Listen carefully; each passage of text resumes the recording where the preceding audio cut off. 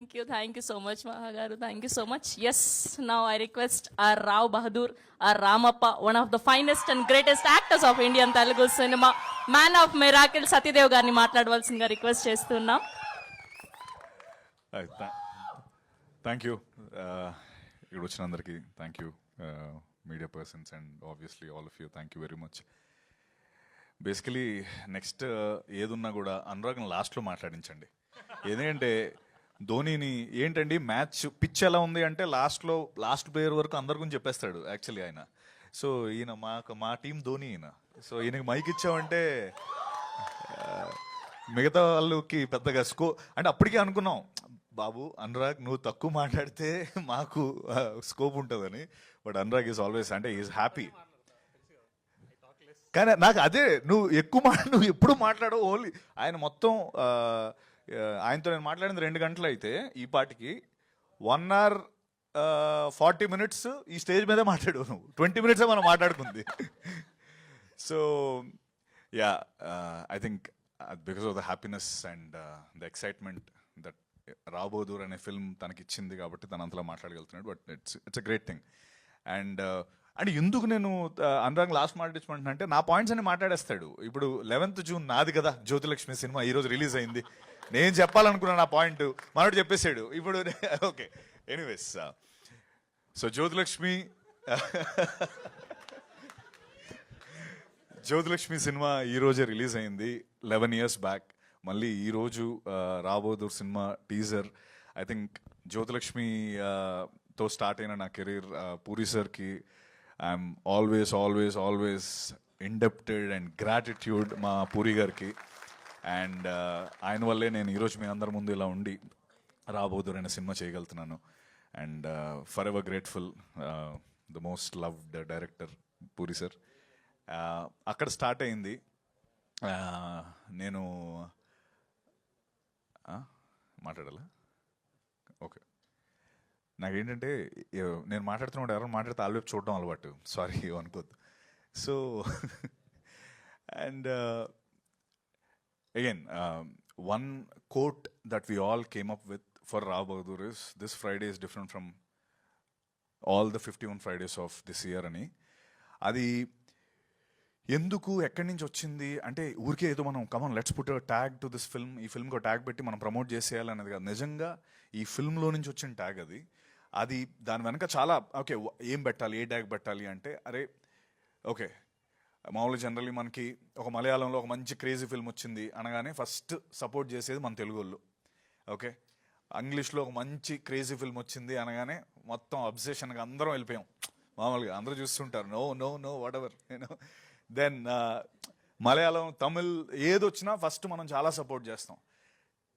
ఈ July 3rd Friday మన సినిమాని మిగతా ఇండస్ట్రీలో అంతే సపోర్ట్ చేస్తారు. ఈ అంతలాగా అరే అమ్మ తెలుగులో ఏదో క్రేజీ ఫిల్మ్ వచ్చిందిరా రాబోదూర్ అంట అన్నది అక్కడి నుంచి అలా చర్న్ అయి this 1 Friday is different from all the 51 Fridays అనే ఒక కాయిన్ అయింది, ఒక టర్మ్.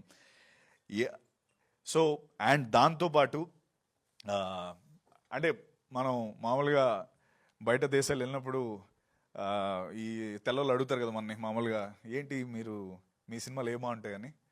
అప్పుడు మనం చెప్తాం కదా ఒక లిస్ట్. అదే యునో బాహుబలి, యునో RRR అని. బాహుబలి RRRతో పాటు యునో రావ్ బహదూర్ అని మీరు అందరూ అంటారు.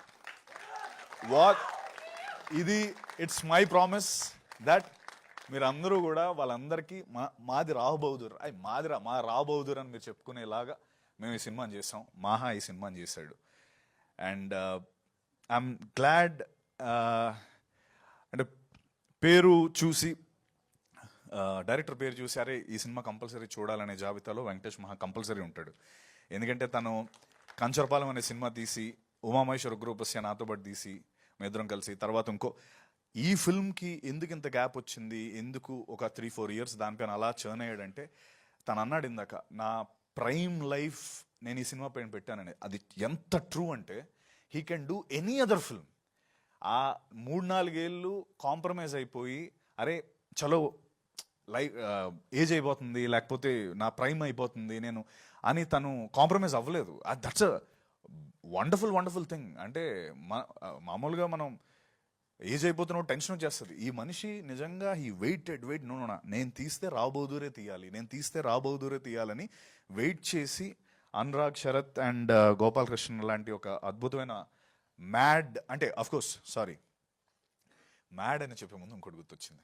ఈ సినిమాలో ఒక బంచ్ ఆఫ్ పిచ్చి మ్యాడ్ పీపుల్ ఉన్నారు. ఆ మ్యాడ్ పీపుల్లో ఐ మీన్ అనురాగ్ శరత్, గోపాల్ కృష్ణ గారు, స్మరణ్, నేను, మాహా, ఇది ముందు చెప్దాం అనుకున్నాను, ఆ దీపా థామస్, మేమందరం వీఆర్ పాజిటివ్లీ మ్యాడ్. ఓకే, ఆ పిచ్చి అది కాదు, అది రాంగ్ ఆస్పెక్ట్లో కాదు. We are positively mad about cinema, passionate about cinema.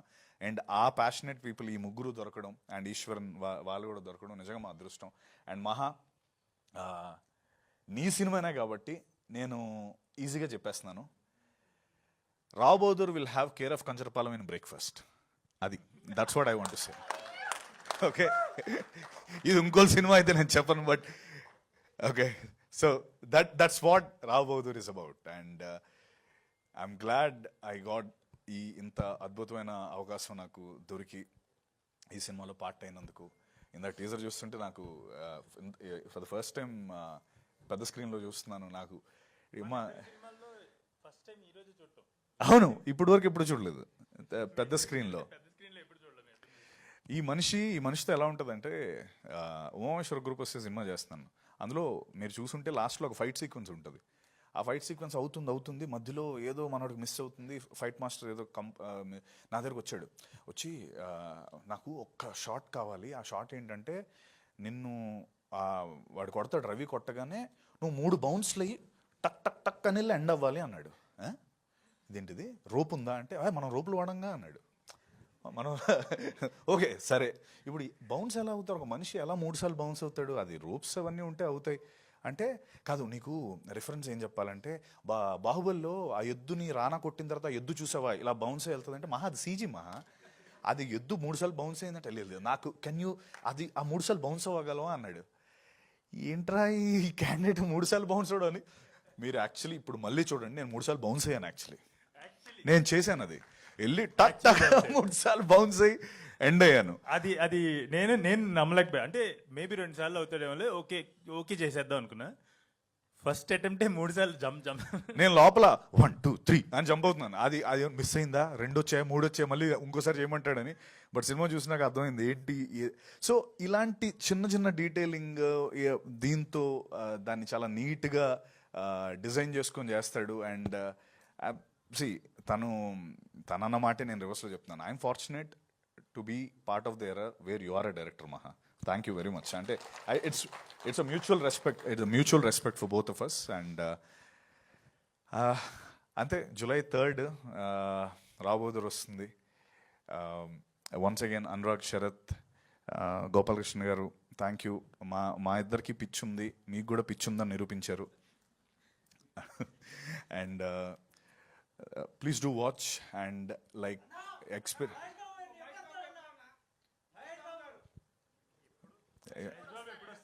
దానికి మా ధోనినే అడగాలి, ధోనిని పిలుద్దాం. వస్తాడు మహేష్ సార్ వస్తాడు, కరెక్ట్ టైంలో వస్తాడు. ఎప్పుడు పెడితే అప్పుడు రావద్దు, ఒక టైం ఉంటుంది దానికి.